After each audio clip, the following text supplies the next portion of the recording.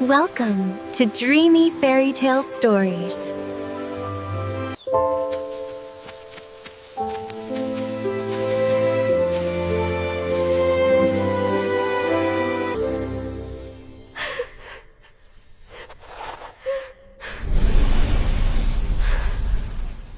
एक वक्त की बात है, एक दूर अफ्तादा खूबसूरत और पुरताईश महल में हीबा नाम की एक निहायत हुसीन लड़की रहती थी। हीबा की माँ का इंतकाल उस वक्त हो गया था जब वो बहुत छोटी थी। माँ के जाने के बाद उसके वालिद ने दूसरी शादी कर ली। नई औरत का नाम शबनम था, जो एक अमीर घराने से ताल्लुक रखती थी। उसके साथ उसकी बेटी सबा भी आई, जो अपनी माँ की तरह खूबसूरत तो थी, मगर दिल से सख्त, चालाक और हसद से भरी हुई। शुरू में सब कुछ ठीक था, मगर वक्त गुजरने के साथ सुतीली माँ का असल चेहरा सामने आने लगा। वो हीबा से नफरत करने लगी, क्योंकि हीबा की खूबसूरती और नर्म मिजाजी सबके दिल जीत लेती थी। सबा भी अपनी माँ की तरह हीबा से जलती थी। फिर एक दिन ऐसा आया जिसने हीबा की जिंदगी मुकम्मल तौर पर बदल दी। एक दिन हीबा के वालिद को एक अजीब हादसे पेश आया। वो घर के सीढ़ियों से गिरकर जान से हाथ धो बैठे। सबने उसे हादसा समझा, मगर हकीकत कुछ और थी। ये सौतेली माँ की साजिश थी, जो वो बरसों से अपने दिल में छिपाए बैठी थी, मगर ये राज अभी पर्दे में था। हीबा के वालिद के खजाने में इतने ज़ेवरात और दौलत थे कि अगर वो तीनों सारी उम्र भी खर्च करते रहते तो कभी खत्म ना होते। लेकिन उसकी सौतेली माँ और बहन के दिल में हीबा के लिए हसद और नफरत भरी हुई थी। वालिद के मरने के बाद सौतीली माँ और सबा ने हीबा पर जुल्म की अंतहा कर दी। घर के तमाम नौकर निकाल दिए गए और हीबा को एक नौकरानी बना दिया गया। वो सुबह सूरज निकलने से पहले उठती, पानी भरकर लाती, कपड़े धोती, खाना बनाती, घर साफ करती और फिर खेतों में जाकर काम करती। इसके हाथ खरदरे हो गए, पैर जख्मी रहने लगे, मगर उसकी खूबसूरती और मासूमियत फिर भी कम न हुई। दूसरी तरफ सबा महंगे कपड़े पहनती, ज़ेवरात से लदी रहती, महफिलों और पार्टियों में जाती। सौतेली माँ हमेशा हीबा को ताने देती, तुम तो बस एक बोझ हो, तुम्हारी माँ भी ऐसी ही थी। ये अल्फाज हीबा के दिल को चीर देते, मगर वो खामोशी से सब बर्दाश्त करती। एक दिन अचानक खबर आई कि कुछ शाही मेहमान महल में आने वाले हैं। ये खबर सुनते ही सुतीली माँ के दिल में एक नया ख्याल आया।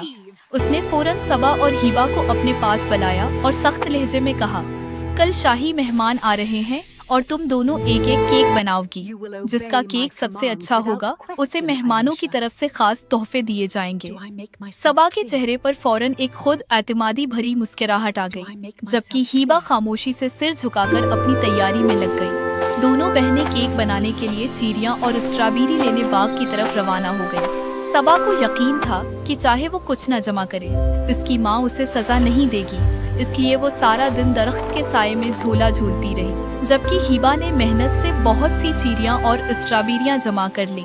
जब सबा ने हीबा की टोकरी भरी हुई देखी तो उसके दिल में एक चालाकी भरा ख्याल आया। उसने कहा, हीबा, देखो वहाँ भी बहुत सारी चीरियां हैं, जाकर जल्दी से तोड़ लो, कम हो गए वरना माँ डांटेगी। मासूम हीबा उसकी बातों में आ गई और चीरी तोड़ने चली गई। उधर सबा ने उसकी सारी चीरियां अपनी टोकरी में डाल ली और घर भाग गई।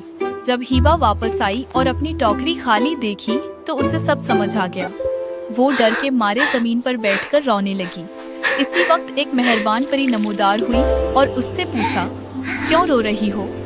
हीबा ने सारी कहानी सुना दी। परी मुस्कुराई और बोली, फिक्र न करो, वहाँ देखो।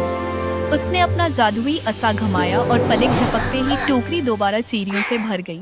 हिबा खुशी खुशी घर वापस खूबसूरत बावर्ची खाने में दोनों केक बनाने लगे। सबा ने महंगे अज्जा इस्तेमाल किए, मगर उसके दिल में हसद और गुरूर भरा हुआ था। दूसरी तरफ हिबा ने सादा चीजों से मगर खुलूस और मोहब्बत के साथ केक तैयार किया। उसके हाथों में एक अजीब सी नरमी थी, जैसे हर चीज में वो अपनी सच्चाई और खुलूस शामिल कर रही हो। कुछ ही देर में हिबा का केक नहायत खूबसूरत, खुशबूदार और दलक्ष बन गया। इसकी खुशबू पूरे बावर्ची खाने में फैल गई। सबा ने जब यह देखा तो उसके दिल में हसद की आग भड़क उठी। जैसे ही हिबा कुछ देर के लिए बाहर गई, सबा ने चुपके से उसके केक में नमक और पानी डाल दिया, जिससे केक खराब हो गया। जब हीबा वापस आई और अपने केक की हालत देखी तो उसके दिल को शदीद सदमा पहुंचा। उसकी आंखों में आंसू भर आए और वो एक कोने में बैठकर रोने लगी। मैंने तो दिल से मेहनत की थी, ये सब कैसे हो गया? वो सुसकियां लेते हुए बोली। इसी लम्हे एक नर्म और रोशनी कमरे में फैली और वही मेहरबान परी उसके सामने जाहिर हुई। उसके चेहरे पर हमेशा की तरह सुकून और शफकत थी। परी ने मुस्कुराकर कहा, मत रो हिबा, सच्चाई और मेहनत कभी जाए नहीं जाती। इसने अपने जादुई हाथों से केक को छुआ और पलक झपकते ही वो केक पहले से भी ज्यादा खूबसूरत, मज़ेदार और शानदार बन गया। इसमें एक हल्की सी जादुई चमक भी शामिल हो गई। हिबा हैरान रह गई, मगर उसके दिल में सुकून आ गया। जब शाही मेहमान आए और दोनों के केक चखे तो सबने हिबा के केक की बेहद तारीफ की। इसका जायका इतना मुनफरिद और लजीज था कि सब हैरान रह गए। मेहमानों ने खुश होकर हिबा को कीमती तोहफे दिए, खूबसूरत ज़ियोरात, रेशमी लिबास और तारीफ के अल्फाज। सबा और सौतीली माँ ये सब देखकर जल भन गई। उनके चेहरों पर मुस्कुराहट तो थी, मगर दिल में हसद की आग मजीद भड़क उठी थी। इस दिन के बाद हिबा की नरमी, मेहनत और सच्चाई एक बार फिर सब पर वाज़ेह हो गई, और ये बात सौतीली माँ और सबा के लिए और भी नाकाबिल बर्दाश्त बन गई। एक दिन एक बहुत बड़ा जश्न का ऐलान हुआ। दौर दौर से लोग आने वाले थे, और ख़ास बात ये थी कि एक अमीर और नहायत खूबसूरत शहजादा ज़ीन भी वहाँ आने वाला था, जो अपने लिए दुल्हन तलाश कर रहा था। सौतीली माँ ने फौरन सबा को तैयार करना शुरू कर दिया। इसके लिए कीमती लिबास, ज़ियोरात और खुशबुएं लाई गई। हिबा भी दिल ही दिल में वहाँ जाने की ख्वाहिश रखती थी, मगर सौतीली माँ ने उसे हकारत से देखा और कहा, तुम इस जश्न में जाओगी? तुम्हारी जगह तो यहाँ काम करना है। ये कहकर उसने हिबा को एक कमरे में बंद कर दिया और बाहर से ताला लगा दिया। रात के अंधेरे में हिबा तन्हा बैठी रोती रही। इसके आंसू थमने का नाम नहीं ले रहे थे। वो अपनी माँ को याद कर रही थी और दिल ही दिल में दुआ मांग रही थी। अचानक कमरे में एक अजीब सी रोशनी फैली और उसके सामने एक खूबसूरत परी जाहिर हुई। इसकी आंखों में चमक और चेहरे पर अजीब सुकून था। वो मुस्कुराई और बोली, मत रो, तुम्हारी माँ ने तुम्हारे लिए एक निशानी छोड़ी थी। तुम्हारे कमरे की दीवार के पीछे एक लाल हार छिपा हुआ है। वो हार जादुई है, मगर याद रखो, उसकी ताकत सिर्फ एक रात के लिए होती है। हिबा हैरान रह गई। उसने दीवार के पीछे देखा तो वाकई वहाँ एक खूबसूरत सर्क हार रखा था। जैसे ही उसने हार को छुआ, एक रोशनी फैली और उसके पुराने कपड़े बदलकर एक शानदार लिबास में तब्दील हो गए। इसके हाथों में चमकते हुए कंगन, कानों में झमके और सर पर ताज आ गया। बाहर एक सफेद घोड़ा उसका इंतजार कर रहा था। हिबा महफिल में पहुंची तो सब लोग उसकी खूबसूरती देखकर हैरान रह गए।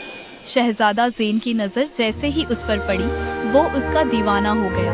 वो उसके पास आया, उससे बात की और उसकी सादगी और नर्म मिजाजी ने उसे और भी मुतासिर कर दिया। रात खत्म होने से पहले हिबा वापस आ गई और हार उतार दिया। वो फिर से वही सादा लड़की बन गई। अगली रात भी वही हुआ, मगर इस बार सबा को शक हुआ और उसने चुपके से हिबा का पीछा किया। उसने सब कुछ देख लिया, हार, जादू और हिबा की हकीकत। तीसरी रात सौतीली माँ ने एक खतरनाक साजिश तैयार की। उसने हिबा को जहर मिला खाना दिया ताकि वो महफिल में न जा सके। मगर जैसे ही हिबा ने हार पहना, जहर का असर खत्म हो गया। अगरचा वो कमजोर हो गई। इसी रात शहजादा ज़ीन उसे तलाश करते हुए उसके घर पहुंच गया। हिबा ने हिम्मत करके उसे सारी हकीकत बता दी, जुल्म, साजिश और अपने वालिद की मौत का शक भी। शहजादा ज़ेन ने फौरन फैसला किया और हिबा को अपने महल ले गया। कुछ ही दिनों में उनकी शादी हो गई। महल खुशियों से भर गया, मगर सौतीली माँ और सबा के दिलों में हसद की आग भड़क उठी। वो महल आए और झूठा इल्जाम लगाया कि हिबा ने अपने वालिद को कत्ल किया था, मगर शहजादा ज़ीन को उनकी बातों पर शक था। एक दिन सौतीली माँ ने आखिरी बार करने का फैसला किया। उसने हिबा को तेजाब वाला पानी पिलाने की कोशिश की, मगर जैसे ही हिबा ने हार को छुआ, एक रोशनी ने उसे बचा लिया। सौतीली माँ खुद फिसल कर इसी तेजाब में गिर गई। उसका चेहरा जल गया और वो दर्द से चीखती हुई मर गई। सबा ये मंजर देखकर पागल हो गई। उसे लगा कि अब सब उससे नफरत करेंगे। खौफ और शर्मिंदगी में वो महल से निकलकर जंगल की तरफ भाग गई। सब कुछ खत्म हो गया। उसी वक्त वही खूबसूरत परी दोबारा जाहिर हुई उसने मुस्कुरा कर कहा, ये हार तुम्हारी माँ की रूह थी जो हमेशा तुम्हारी हिफाजत कर रही थी। हिबा की आंखों में आंसू आ गए, मगर इस बार ये खुशी के आंसू थे। यूं वक्त गुजरता गया और हिबा और शहजादा जीन एक खुशहाल जिंदगी गुजारने लगे। उनकी कहानी हमेशा के लिए एक सबक बन गई कि जुल्म और हसद का अंजाम हमेशा तबाही होता है, जबकि सब्र, सच्चाई और मोहब्बत आखिरकार जीत जाती है। Thanks for watching.